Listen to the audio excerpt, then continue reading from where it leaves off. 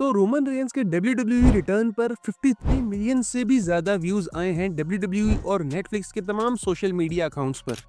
और Roman Reigns के return पर WWE के ऑफिशियल यूट्यूब चैनल पर 3.4 मिलियन व्यूज आए हैं एक ही दिन में, जो कि हाईएस्ट एवर हैं किसी भी सुपरस्टार के लिए इन 2025। और इसी तरह बात करेंगे, सेथ रॉलिंस ने रिच आइसन के शो में कह दिया है, I would like to stay as far from Roman Reigns as possible, और ये उन्होंने शो पे बात कर दी है, इसके बारे में बात करेंगे। इसी के साथ साथ Randy Orton, Drew McIntyre, Logan Paul और जेरी रोल कल जिमी किमेल के शो पे थे, और यहाँ पर हमें बहुत ही बड़ी ट्रोल देखने को मिली है। रैंडी ऑर्टन और ड्रू मैकिंटायर ने एक दूसरे पे अटैक स्टार्ट कर दिया। जेरी रोल ने जो है वो लोगन पॉल को टेबल पर स्लैम दे दिया। तो हमें बहुत ही कुछ देखने को मिला है शो में, इसके बारे में बात करेंगे। तो सबसे पहले स्टार्ट करते हैं रोमन रेंस से। तो रोमन रेंस के रिटर्न पर ओवरऑल WWE के और नेटफ्लिक्स के सोशल मीडिया अकाउंट्स पर देखा जाए तो 53 मिलियन से भी ज्यादा व्यूज आ चुके हैं, जो कि बहुत इंसेन नंबर है। और ये सिर्फ रोमन रेंस से पुल कर सकते हैं, क्योंकि जितने बड़े वो सुपरस्टार हैं, जितने बड़े वो लेजेंड हैं, लिविंग लेजेंड हैं, जब जब उनका रिटर्न हुआ है तो रिकॉर्ड ब्रेकिंग व्यूअरशिप मिली है WWE को। और इसीलिए रोमन रेंस को one of the biggest draws in WWE कहा जाता है, क्योंकि जिस लेवल के वो सुपरस्टार हैं, वो जब जब आएंगे उनके साथ WWE का बिजनेस राइज करेगा, बिजनेस इंप्रूव होगा और व्यूअरशिप भी इंक्रीज होगी। तो इसलिए WWE के लिए रोमन रेंस बहुत ज्यादा इंपॉर्टेंट है। जब जब उनका रिटर्न हुआ है तो अपने साथ वो न सिर्फ व्यूअरशिप लाए हैं, बल्कि WWE के बिजनेस में भी इंप्रूव लाए हैं। WWE ने रोमन रेंस की न्यू मर्चेंडाइज लॉन्च की है, उनके ग्लव्स लॉन्च किए हैं, न्यू बेल्ट लॉन्च की है। तो जब जब रोमन रेंस आते हैं अपने साथ न्यू मर्चेंडाइज भी सेल करते हैं, और इसी तरह WWE को बहुत फायदा होता है, बहुत प्रॉफिट होता है रोमन रेंस से। इसीलिए WWE के लिए रोमन रेंस बहुत ज्यादा इंपॉर्टेंट है और बहुत ज्यादा क्रूशियल भी है।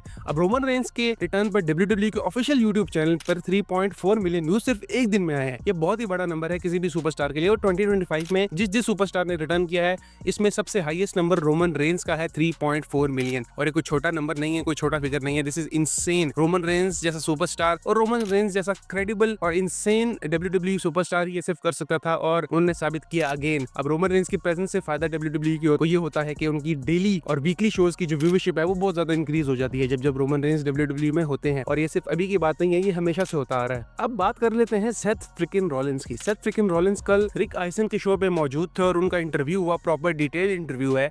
उसमें उन्होंने एक बात की कि आप लोगों ने रोमन रेंस को देखा होगा कि वो मंडे नाइट रॉ पर रिटर्न उन्होंने किया है, और रोमन रेंस के रिटर्न के हवाले से उन्होंने बातें की। और एक बात उन्होंने बड़ी इंटरेस्टिंग की, जो कि उन्होंने जोक में की कि मेरी कोशिश ये होगी कि मैं रोमन रेंस से जितना दूर रह सकूं उतना पॉसिबल है, क्योंकि उन्हें पता है कि रोमन रेंस कितने डेंजरस हैं। ये ऑब्वियसली उन्होंने स्टोरी पॉइंट ऑफ व्यू से और एक केफेब में बात की है कि जो ट्राइबल चीफ का कैरेक्टर है, जो उनका ऑरा है, उससे सब बचना ही चाहते हैं, और सब ये चाहते हैं कि रोमन रेंस पे कोई हाथ ना डाले, क्योंकि जो हाल रोमन रेंस पे उसके बाद करते हैं वो सब देखते हैं। तो ये उन्होंने केफेब में रह के कैरेक्टर में रहते हुए बात की है, जो कि बहुत अच्छी थी, और फैंस ने काफी पसंद किया इस बात को, और फैंस काफी एंजॉय करते हैं सेथ रॉलिंस के इस तरह स्टेटमेंट देना और सेथ रॉलिंस के इंटरव्यूज, क्योंकि वो काफी मजे मजे की बातें करते हैं। तो सेथ रॉलिंस ने शो में बात की कि वो रोमन रेंस से दूर रहना चाहेंगे, और अपनी इंजरी के बारे में भी सेथ रॉलिंस ने बताया, जो कि स्टिल हमें ऐसा ही लग रहा है कि ये एक मूव है WWE की तरफ से। इतनी सीरियस इंजरी नहीं है, सेथ रॉलिंस आराम सुकून से जो है वो समरस्लैम पे रिटर्न कर सकते हैं और हमें सरप्राइज दे सकते हैं। बात करते हैं हम ड्रू मैकिंटायर की, रैंडी ऑर्टन की, जेरी रोल की और लोगन पॉल की। तो ये सब मौजूद थे जिमी किमेल के शो में, और जेरी रोल जो है वो रैंडी ऑर्टन का इंटरव्यू कर रहे थे, और एक फनी इंटरव्यू वहां पर हो रहा था। फनी इन सेंस के काफी लाइट वे में और काफी अच्छे वे में इंटरव्यू हो रहा था, और अच्छी बातें हो रही थी। इसमें अचानक ड्रू मैकिंटायर ऊपर से आ जाते हैं, वो जेरी रोल के बारे में कुछ बातें करते हैं, जेरी रोल का जो वेट लॉस हुआ है उसके बारे में कुछ बात करते हैं, और फिर उन पे टॉन्ट स्टार्ट हो जाते हैं, जिसपे रैंडी ऑर्टन खड़े होते हैं और ड्रू मैकिंटायर कहते हैं कि ये राइट प्लेस नहीं है ना राइट बात है, तो तुम्हें अपने वर्ड सोच समझ के यूज करने चाहिए। जिसपे ड्रू मैकिंटायर जो है वो काफी गुस्सा हो जाते हैं और रैंडी ऑर्टन का धक्का देते हैं। सर रैंडी ऑर्टन भी ड्रू मैकिंटायर को वापस धक्का देते हैं, और इन दोनों की एक अच्छी खासी लड़ाई वहां पर लाइव शो में स्टार्ट हो जाती है। इसी तरह ये दोनों सुपरस्टार्स लड़ते लड़ते वहां से बाहर हो जाते हैं, और उसके बाद जेरी रोल जो है वो ये कहते हैं कि आप कमर्शियल ब्रेक का टाइम हो गया है, अब हमें कमर्शियल ब्रेक ले लेनी चाहिए। तो इसी के साथ साथ ये बोलते साथ ही ऊपर से लोगन पॉल आ जाते हैं, और लोगन पॉल कहते हैं कि कोई कमर्शियल ब्रेक पर नहीं जा रहा। वो भी जेरी रोल पे टॉन्ट स्टार्ट कर देते हैं, और वो जेरी रोल के पास आके उन्हें स्लैप कर देते हैं। तो जैसे वो उन्हें स्लैप करते हैं तो जेरी रोल को गुस्सा आ जाता है, और वो लोगन पॉल को टेबल पर चौंक स्लैम दे देते हैं। तो ये काफी अच्छा मोमेंट था, और काफी जबरदस्त और आइकॉनिक लगा ये मोमेंट, क्योंकि इस फ्यूड के बारे में फैंस इतने ज्यादा इंटरेस्टिंग नहीं है। फैंस को ये फ्यूड इतनी पसंद नहीं आ रही, ना वो ये देखना चाहते हैं। बट अगर इस तरह इसकी प्रमोशन होगी और इस तरह इसको बिल्डअप किया जाएगा मुख्तलिफ शोज में जाके और इतने बड़े शो में जाके, तो यकीनन फैंस भी इसमें इंटरेस्ट लेंगे, और ये मैच भी हमें अच्छा देखने को मिलेगा। तो ये हुआ है कल जिमी किमेल के शो में कि रैंडी ऑर्टन ने और ड्रू मैकिंटायर ने दूसरे पर अटैक किया, जेरी रोल ने लोगन पॉल को चौंक स्लैम दिया टेबल पर, और काफी कुछ हो गया एक ही शो में। तो हमें देखने को मिलेगा समर स्लैम में इन दोनों का मैच, और हम उम्मीद करते हैं कि मैच हमें अच्छा देखने को मिलेगा, और जिस तरह की एक्सपेक्टेशन है उससे काफी बेहतर हमें देखने को मिलेगा।